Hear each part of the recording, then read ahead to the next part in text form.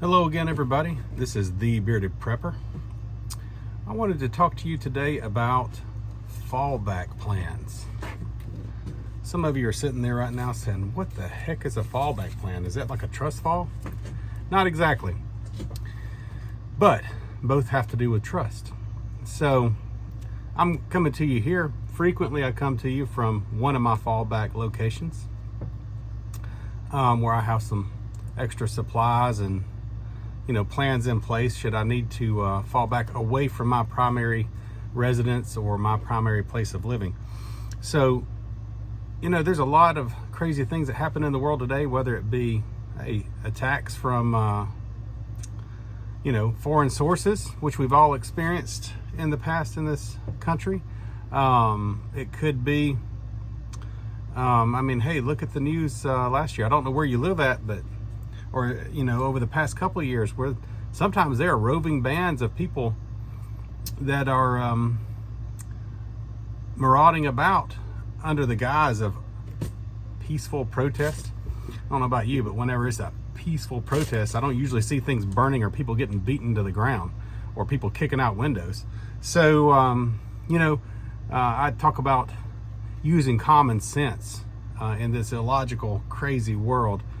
If you see a gang of about 50 to 100 people come in your direction, it may not be the time to take a stance and hold the line if it's just you or just you and a couple of individuals. And if that's the case, you need to have plans in place to fall back. That doesn't mean retreat. That means fall back and regroup. Because using common sense means using the wits God gave you. As far as your family or your circle that you operate in, maybe in your community, you need to talk these things out. Talk about different scenarios, like what could happen in our community, what could happen in our immediate area. Whether it be, hey, we're going to regroup at this location if there's a severe natural disaster and communications are knocked out. If there's some kind of serious attack on our country in our area, or if things are shut down for whatever reason, or if our means of daily existence, if the way we live is interrupted for whatever reason and we're having to live in a different way, whether it be lack of utilities or modern conveniences, or hey, look guys, these days the world's so crazy, anything could happen. And we've had so many people pouring into our country unmonitored over the past year and a half. Who knows who's here? Who knows what kind of attacks may be planned? And God forbid, I hope it doesn't happen.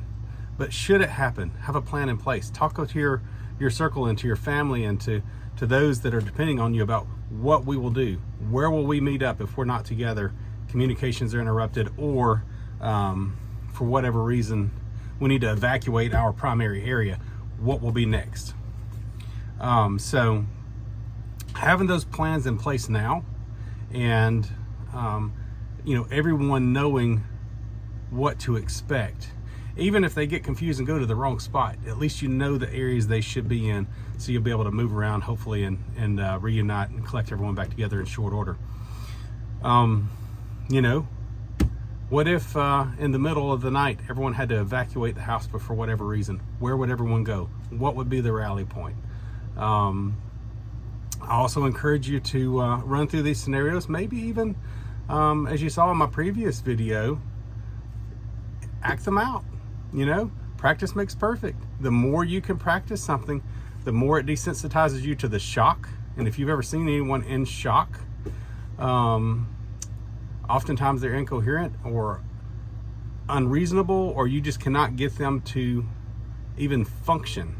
So in an emergency situation, or in a situation where everyone needs to have their wits about them and fall back to a predetermined location, that's not the time you want someone going into shock. So practice desensitizes, and it also just kind of makes it second nature, so that you and everyone involved will be better off in the long run. So determine what your fallback locations will be depending on what area you're living in.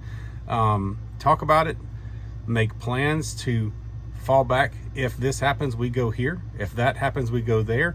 And if these things happen, then this is what we do and where we reunite. So, and you know, along with fallback location, depending on the scenario, you may want to determine what are you going to take with you if you have time. So having those priorities worked out in advance will just make you more prepared in the long run. You know, God gave us a brain for a reason. He gave us our wisdom and our knowledge and our ability to think for a reason. Of course, I will stop and, as always, acknowledge that He is the author of all knowledge and wisdom. Know your Lord and Savior.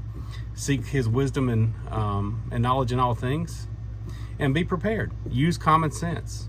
Until next time, I appreciate you watching. Subscribe so you won't miss any future videos. Go back and check out my old ones if you've missed them.